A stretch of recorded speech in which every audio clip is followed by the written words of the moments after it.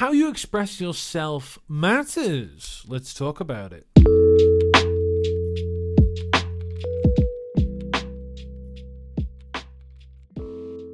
Hello, Thunderhawk Coaching, Will here. We're going to talk about how you express yourself and why that matters. When I say this, something I often run into when I work with clients is they're constantly like, people don't seem to care about what I'm talking about. I don't feel connected to other people. Why is that? Why do I share my feelings and people reject that, but then also say, come talk to me whenever you want? It's an interesting idea. And I guess I wanted to talk about that today because I think how you deliver your emotions and how you are with people really matters. It matters with relationship building. It matters in your career, in your personal life, in your relationships. If you're trying to ask for help, all of these things, right? And so where I want to start with that is how you receive other people. I think that's really important, okay? So when we talk to people, a lot of people just talk at people or do this thing where they're relationally bounce off of something someone said. So for example, you might find somebody will go, oh yeah, I went on a walk the other day through a forest. And somebody replied to that, oh yeah, I remember when I went on a walk through a forest to this forest and did this, and this, right? People have done this. People do this. People, particularly who are neurodivergent, end up doing this, I find, in my experience. But your mileage may vary. But a lot of people find this quite alienating and exhausting, I guess. It's something I kind of notice. So if you have a tendency to fly off on a tangent whenever somebody shares something, you may have ADHD, you might struggle to manage your attention, and this isn't a judgment on you, but I guess what I'm trying to do here is highlight what goes through someone else's head and what might cause some challenges in your relationships, right? How you express yourself says to the other person how they can be around you, what they can talk about, what they can't talk about.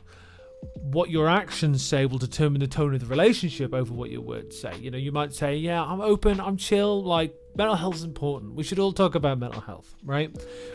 But if your actions, and normally in relationships kind of say, actually, I can't sit with this stuff, then people aren't going to share things with you. People aren't going to think you actually believe in the things you're saying, and we call that incongruence, which means different parts you don't line up. So you say you believe in mental health, but then you won't talk about mental health challenges. We call that an incongruence because those ideas don't link up.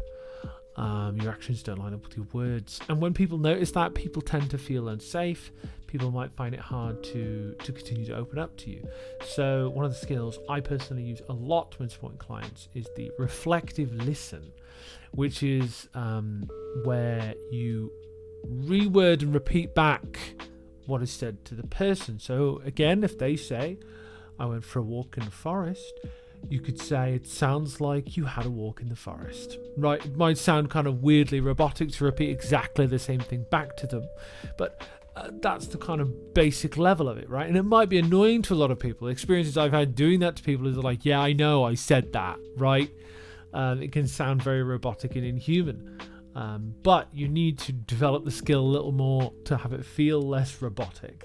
And the level above that, in my opinion, is kind of rephrasing what's said back to you. So somebody could say, I enjoyed a walk in the forest the other day. It was really sunny.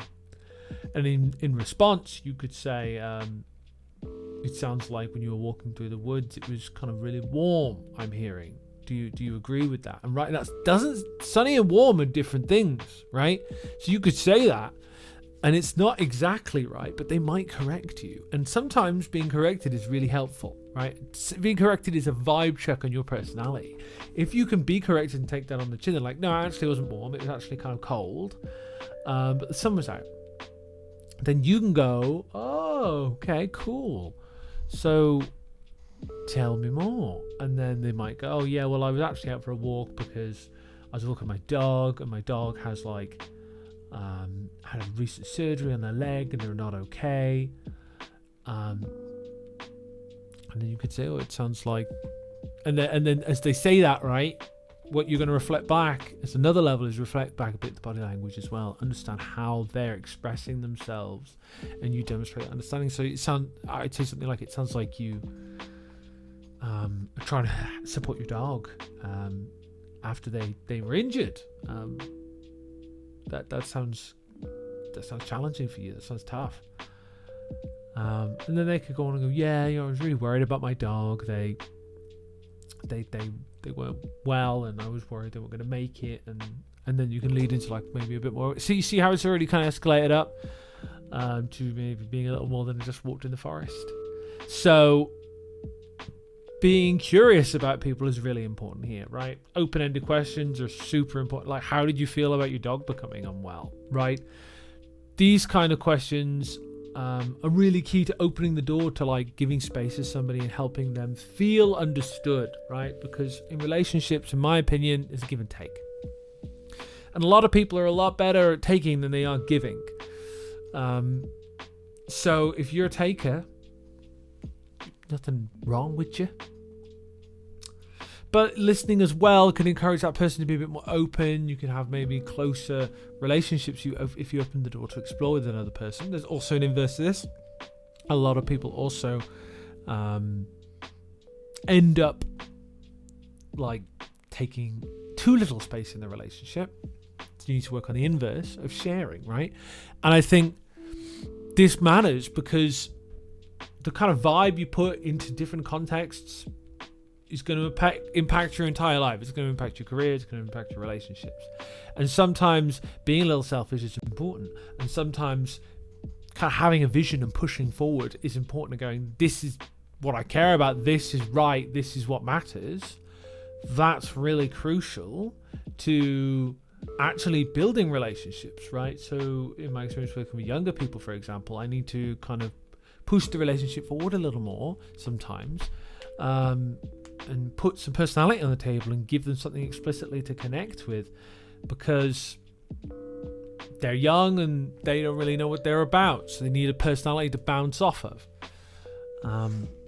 With older people, they generally have a better idea of who they are. They've already experienced some things, so it's easier to give them space to talk about themselves, right? But it's also important for you to kind of bring in your opinions and give them something to connect to as well, right? And if you don't have something to connect to on an obvious layer, we can all dig down and find a common ground. I thoroughly believe that. I've sat with people that I would think I have nothing in common with, and then we zoom out and zoom out and zoom out, and we kind of like get to these ideas of like how a society should be run, and how we should care about people in our community, and who need help and who doesn't need help. And I really believe that people fundamentally are good. People that want the world to be better are often pointing just in different directions. I think everyone generally wants the world to be better in some way. And how you express those things matters, right? There's a lot of political discourse in my socially media curated bubble anyway. And you know, in the UK we have different political parties, and you know, in the US I'm sure they do as well, and all over the world there are different political parties that have very strong views about how the world should be. And that's good that we all kind of care in a way that we want the world to change.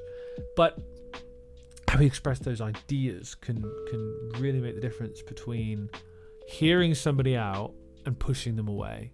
And something I noticed a lot with kind of a lot of left-wing people, to be honest, they use a lot of jargon, they use a lot of philosophical language, they use a lot of stuff that like I struggle to understand. I did a film degree, I didn't do a philosophy degree or a politics degree, and you're bringing up the bourgeoisie.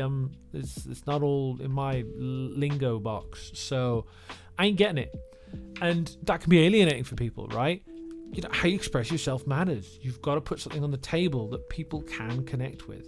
And you can only learn what that is by being curious about people's lives, right? When you understand people in their lives and you look out the window or the door or wherever the heck you are, you look out at the world. Look at the world you're in. Look at the society you're in. It's built on ideas. It's built on common good. It's built on passion and love and hatred and war and art and everything, right? There's so much in the world to be curious about. And I encourage you to bring your passion into what you express and to be curious about the passion of others. That will fuel some charisma for you, and that will show you're engaged. You know, if somebody's sad about their cat, or somebody's sad that somebody parked in their parking space, that's my frustration because I live in a busy area with lots of cars. If you demonstrate curiosity about that, that can connect to something deeper for you. And that might not be obvious and apparent, but the more you do this kind of thinking, the more you can kind of connect the dots. I thoroughly believe that. But that's where we're going to leave the video today. You've been wonderful. I've been Will, Thunderhawk Coaching forever. I'm going to shoot, but good luck, take care, and I'll see you in the next one. Bye-bye.